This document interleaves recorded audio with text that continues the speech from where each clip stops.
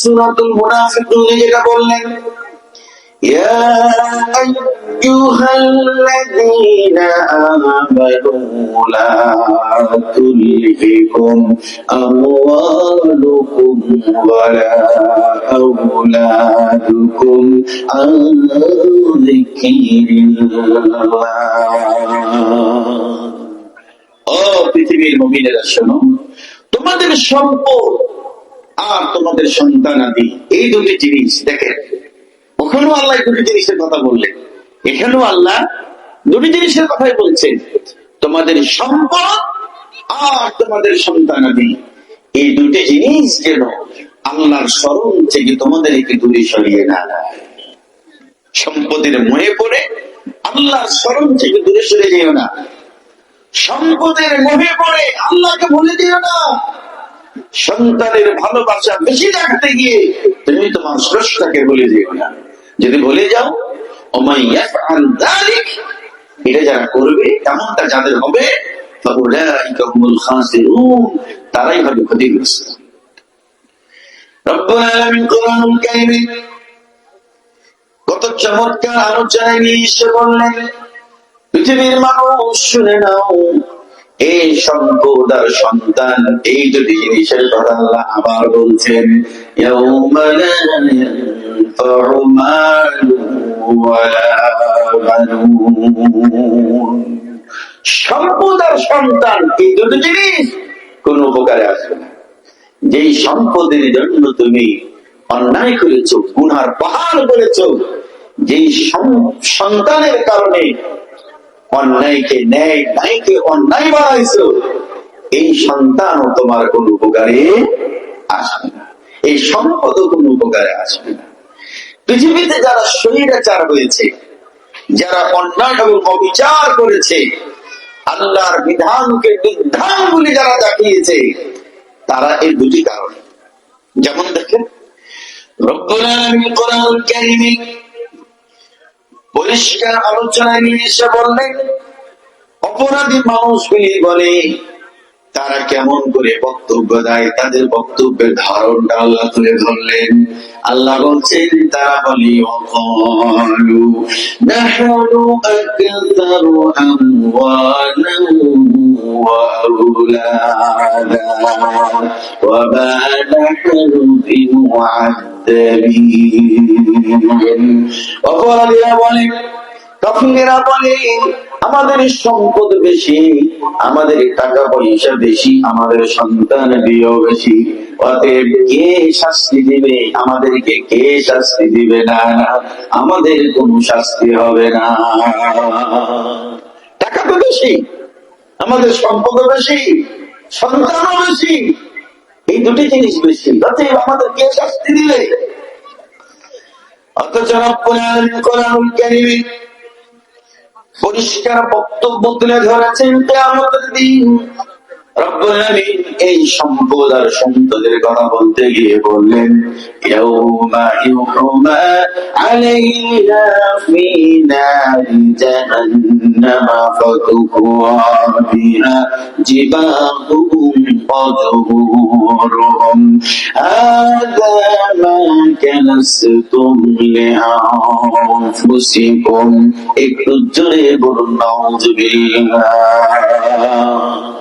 রব্বুল আলামিন বলছেন, কিয়ামতের দিন এই সম্পদগুলিকে জাহান্নামের আগুনে গরম করা হবে, এরপরে বুকে পিঠে এই জাহান্নামের আগুন দিয়ে গরম করে ছেঁক দেওয়া হবে, তাপ দেওয়া হবে, শাস্তি দেওয়া হবে, আর বলা হবে, হাযা মা কানাসতুম লিআনফুসিকুম, এই সেই তোমার গচ্ছিত সম্পদ। এই সম্পদের কারণে তুমি তোমার রবকে ভুলে গিয়েছিলে, এই সম্পদের কারণে তুমি তোমার রব থেকে দূরে ছিলে, এই সম্পদের কারণেই তুমি কিয়ামতকে ভুলে গিয়েছিলে। এই সেই সম্পদ, আজকে তার মজা গ্রহণ করো, তুমি ভুলে গিয়েছিলে। রব্বুল আলামিন কোরআনুল কারীমে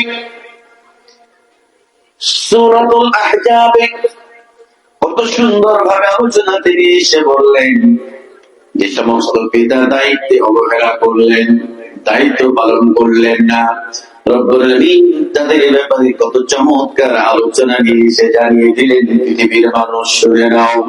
কিয়ামতের দিন রব্বুল আলামিনের কাছে বলবে, রব্বানা আতিহিম দিফাইনি মিনাল আযাব। হে আমাদের রব, আমাদের অভিভাবক আর যারা নেতা ছিল এদেরকে তুমি দ্বিগুণ শাস্তি দাও। আপনার ছেলে আপনার বিরুদ্ধে আল্লাহর কাছে দ্বিগুণ শাস্তি চাইবে, কেন? আপনি দায়িত্ব পালনে অবহেলা করেছেন। এখন যদি আপনি বলেন না আমি অবহেলা করিনি, শীতের সময় কম্বল, শীতের সময় শীতের পোশাক, গরমের সময় ফ্যান, এসি সবকিছুই দিয়েছি, আমি দায়িত্ব অবহেলা করিনি, তাহলে আপনার ছেলে আপনার বিরুদ্ধে কেন যাবে? আপনার সম্পদ জাহান্নামের আগুনে গরম করে আপনাকে কেন শাস্তি দেওয়া হবে? কি কারণে?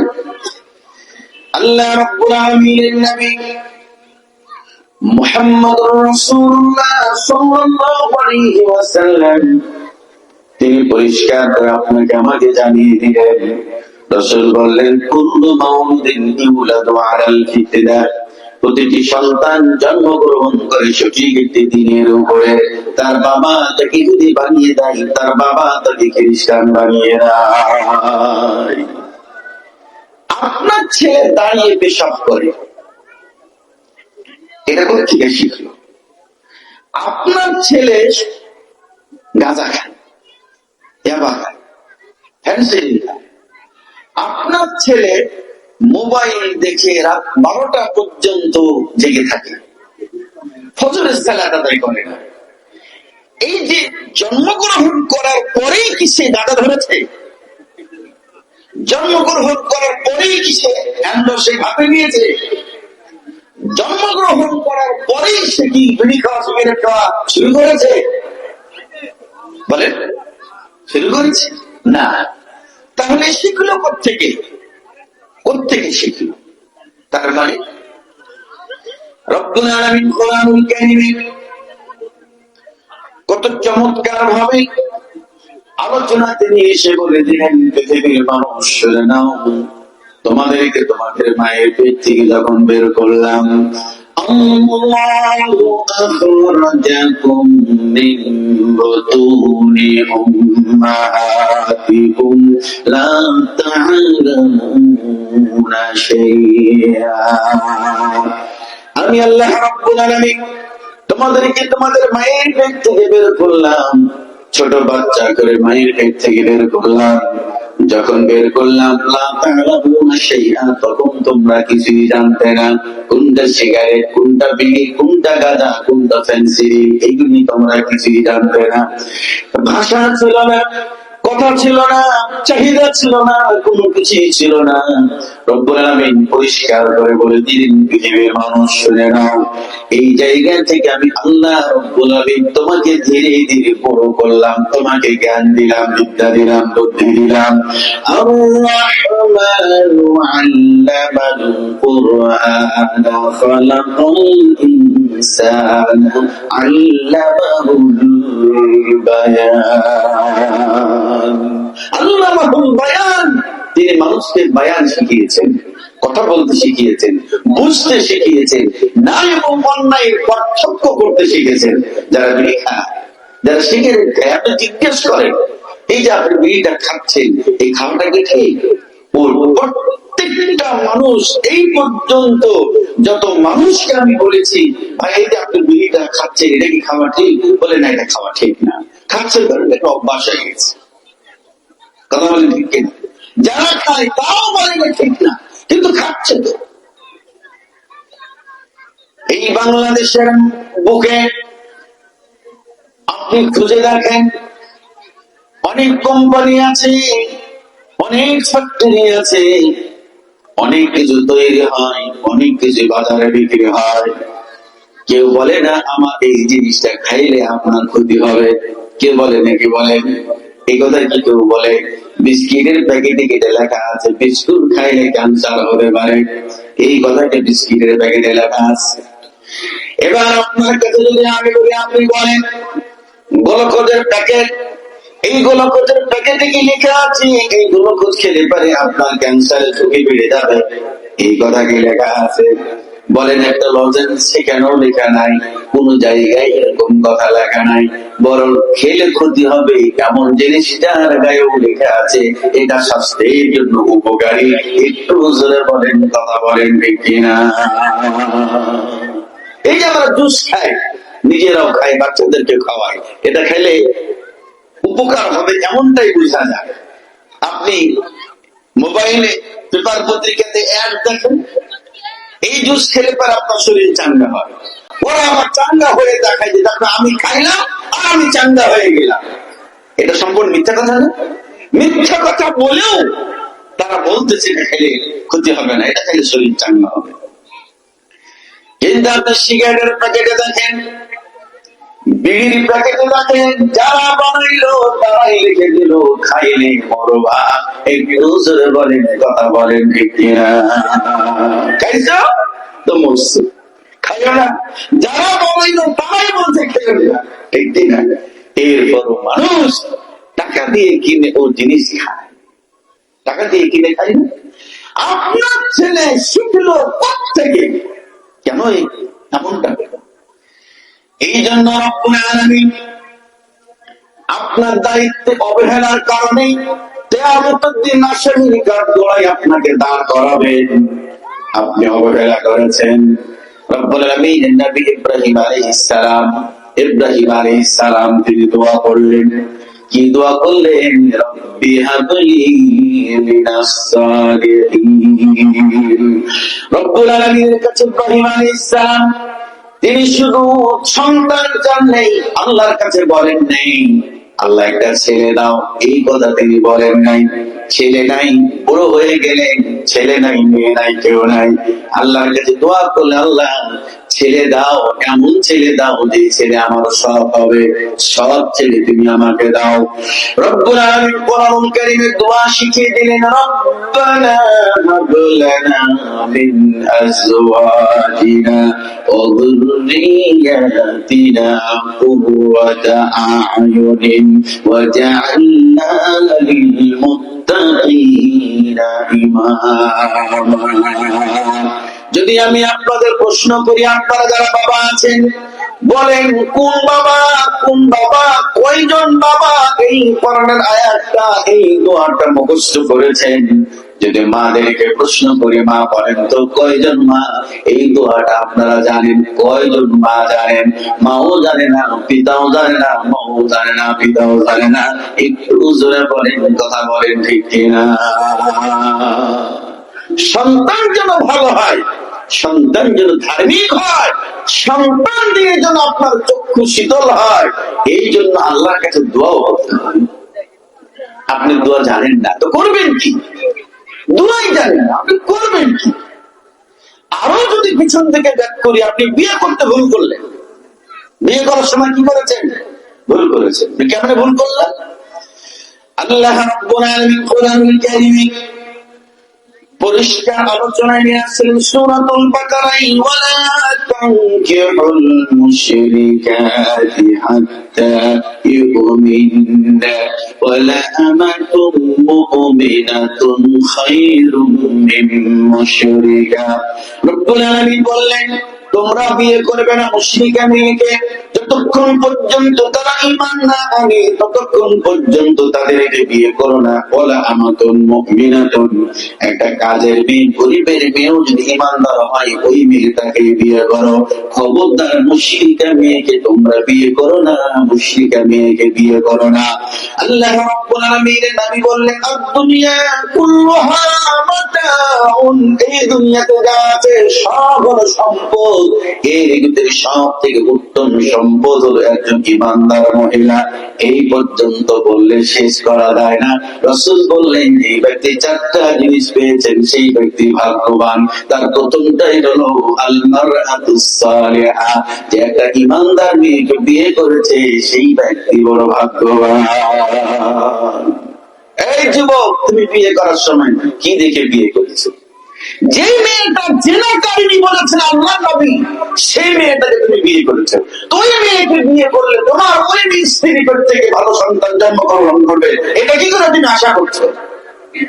যেই মেয়ে বোরখা ছাড়া শর্ট কাপড় পরে, পাতলা একবারে পাতলা কাপড় পরে, মাথা চুলগুলি শ্যাম্পু দিয়ে বাতাসে উড়িয়ে রাস্তা দিয়ে সেই ব্যবহার করে চলে, এই মেয়ের উপর আল্লাহর লানত, এই মেয়ের উপর রাসূলের অভিশাপ।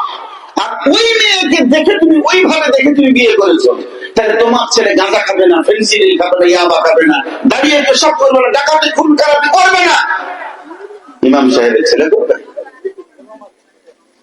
কে করবে এটা?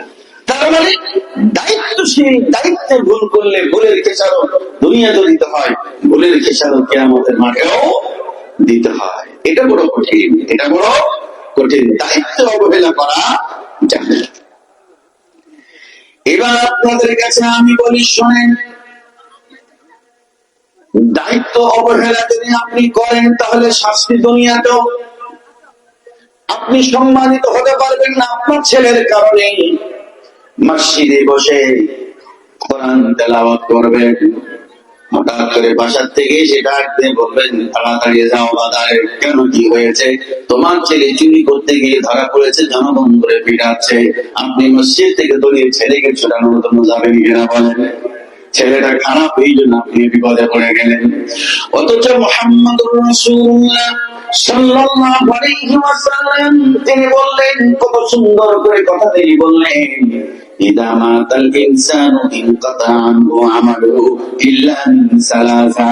মানুষ যখন মারা যায় সব কিছুই তার থেকে ছিন্ন হয়ে যায়, সবকিছুই ছিন্ন হয়ে যায়, কিন্তু তিনটা জিনিস চালু থেকে যায়।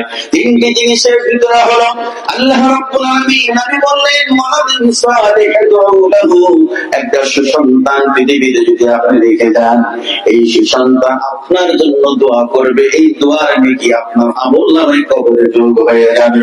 একটু জোরে বলেন সুবহানাল্লাহ। দায়িত্ব পালন করলে, আপনি দায়িত্ব পালন করলে, আপনি দায়িত্বশীল, দায়িত্ব পালন করলে দুনিয়া চলা, কিয়ামতের মাঠেও। এরপরে আপনাদের কাছে আমি বলি, রব্বুল আলামিন দোয়া শিখায়া দিলেন। দোয়া শিখায়া দিলেন কাকে? সন্তানদেরকে দোয়া শিখিয়ে দিলেন। পৃথিবীর সব সন্তান দোয়া করবে। কার জন্য দোয়া করবে? পিতা মাতার জন্য দোয়া করবে। রব্বিরহামহুমা কামা রাব্বায়ানি সগীরা। পড়েন, সবাই পড়েন, রব্বিরহামহুমা কামা রাব্বায়ানি সগীরা। এই দোয়া পিতা মাতার জন্য কে করবে?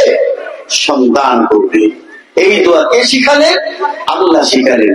আপনার ছেলে কি এই দোয়া জানে? জানে না। এখন যদি আমি প্রশ্ন করি কেন জানে না? আমার ছেলে তো জানে, আমার মেয়ে তো জানে, আপনার ছেলে জানে না কেন? জানাইনি কে? সকাল হলো সবার জন্য সকাল, মুশরিকের জন্য সকাল, হিন্দুর জন্য সকাল, মুসলমানের জন্য সকাল, আলেম ওলামার জন্য সকাল, সকলের জন্য সকাল হলো। সকালবেলা ঘুম থেকে উঠে কেউ গেল ফজরের সালাত আদায় করতে, কেউ ঘুমিয়ে থাকলো। সূর্য উদিত হয়ে গেল, কেউ ব্যাগ ঘাড়ে নিয়ে গেল স্কুলে ABCD পড়তে, আর কেউ গেল মাদ্রাসায় পড়তে, আলিফ বা তা সা শিখতে। কথা বলে ঠিক কিনা? এরাও বাবা মায়ের ছেলে, এরাও বাবা মায়ের ছেলে। এসে দোয়া শিখছে, এসে কোরআন শিখছে, এসে মাসলা মাসাইল শিখছে, আর একজন সারে গামা পাদা নিশা শিখছে। বাংলাদেশের প্রতিটা প্রাইমারি স্কুল আপনি খোঁজ নিয়ে দেখেন, পেন্সিল, চক পেন্সিলের ঘাটতি থাকতে পারে, কিন্তু হারমোনিয়াম তাবলার ঘাটতি নেই। এই পর্যন্ত যত প্রাইমারি স্কুলে আমি গিয়েছি, প্রত্যেকটা প্রাইমারি স্কুলে আমি দেখেছি হারমোনিয়াম তাবলা আছে। এখন আপনাদের কাছে আমি জানতে চাই, আপনারা বলেন, হারমোনিয়াম, তাবলা, গান শিক্ষা দেওয়া, গান শিক্ষা করা, গানের আসরে যাওয়া, আপনাদের কাছে জানতে চাই, বলেন তো কোনটা বৈধ, কোনটা হালাল? গান শোনা কি হালাল? গান শিখা কি হারাম, গান শিখা কি হালাল, গানের আসরে যাওয়া কি হালাল, কোনটা বৈধ বলেন? সব অবৈধ। আপনি বাবা জানেন হারমোনিয়াম তবলা আছে, ওইখানে আমার যাওয়া যাবে না, আমার ছেলেকে পাঠানো যাবে না, আমার মেয়েকে পাঠানো যাবে না। আপনি জানেন, আপনি জানেন, আপনি জানেন, এরপর আপনি সেখানেই পাঠাইয়া দিলেন। তার মানে আপনি পিতা দায়িত্বশীল, দায়িত্ব অবহেলা করার কারণে আপনার ছেলে কোরআন শিখে নাই, আপনার মেয়ে কোরআন শিখে নাই। বলেন না আসামি আপনি হবেন না তো আমি হব নাকি? আমার দুই ছেলে মাদ্রাসায় পড়ে, দুই ছেলেই মাদ্রাসায় পড়ে। আমাকে একজন বলতেছে যে আপনার বড় ছেলে তো মাদ্রাসায় পড়ে, আমার আত্মীয়, তো ছোটটাকে স্কুলে দেন। আমি তাকে উত্তর দিলাম, আমি তো মানুষকে বুদ্ধি দিই, তোমার কাছ থেকে আমি কোন বুদ্ধি নিয়ে চলবো? আমার কাজ হলো মানুষের কাছে বুদ্ধি বিতরণ করা। আমাকে যে আল্লাহ বিদ্যা দিয়েছে, এলেম দিয়েছে, সেটা মানুষের কাছে আমি বিতরণ করি। দেশে করি, দেশের বাইরে করি, গ্রামে করি, রাজধানীতে করি। তো তুমি আমাকে বুদ্ধি দিতে আসছো কেন? আমার ছেলেকে স্কুলে আমি কেন পড়াবো? আমার ছেলে মাদ্রাসায় পড়বে, আমার ছেলে দুনিয়া পাবে, আমার ছেলে পরকাল পাবে। আমার ছেলের দ্বারা আমি দুনিয়ায় উপকৃত হব, আমার ছেলের দ্বারা আমি কিয়ামতের মাঠেও উপকৃত হব। শুধু দুনিয়ায় উপকৃত হব না, আমার ছেলে দ্বারা আমি কিয়ামতের মাঠে উপকৃত হব। আমি কবরে শুয়ে থাকবো, আমার ছেলের দ্বারা আমি উপকৃত হব। আপনি কি হবেন? আপনি কি হবেন? আপনার ছেলেকে আপনি মাদ্রাসায় দেননি, আপনি দ্বীন শিক্ষা দেননি, আপনি অপরাধ করেছেন। আচ্ছা বলেন তো, রব্বুল আলামিন চোখ দিলেন, তিনটা জিনিসের কথা বারবার আলোচনাতে নিয়ে এসে রব্বুল আলামিন তিনটা জিনিসের কথা বারবার আলোচনাতে নিয়ে এসেছেন। আল্লাহ বলছেন কুল হুয়াল্লাযী আনশাআকুম ওয়া জাআলা লাকুমুস সামা'a ওয়াল আবসারা ওয়াল আফইদা। হে নবী তুমি বলে দাও, রব্বুল আলামিন তিনি তোমাদের চক্ষু দিয়েছেন, তিনি তোমাদের কান দিয়েছেন, চোখ দিয়েছেন, কান দিয়েছেন, আর বোঝার জন্য অন্তর দিয়েছেন। বলেন চোখ দিয়ে রব্বুল আলামিন চোখ দিয়ে সারা জীবনটা আপনি দেখলেন, মায়ের পেট থেকে বেরিয়ে সব দেখা শুরু করেছেন, আজও দেখছেন, কারো দেখবেন, যতদিন বেঁচে আছেন দেখবেন। মায়ের পেট থেকে বেরিয়ে আসার পরে আপনি শুনতে শুরু করলেন, সবই শুনতেছেন, শুনতে শুনতে 20, 30, 25, 50, 60 বছর পার করে দিলেন।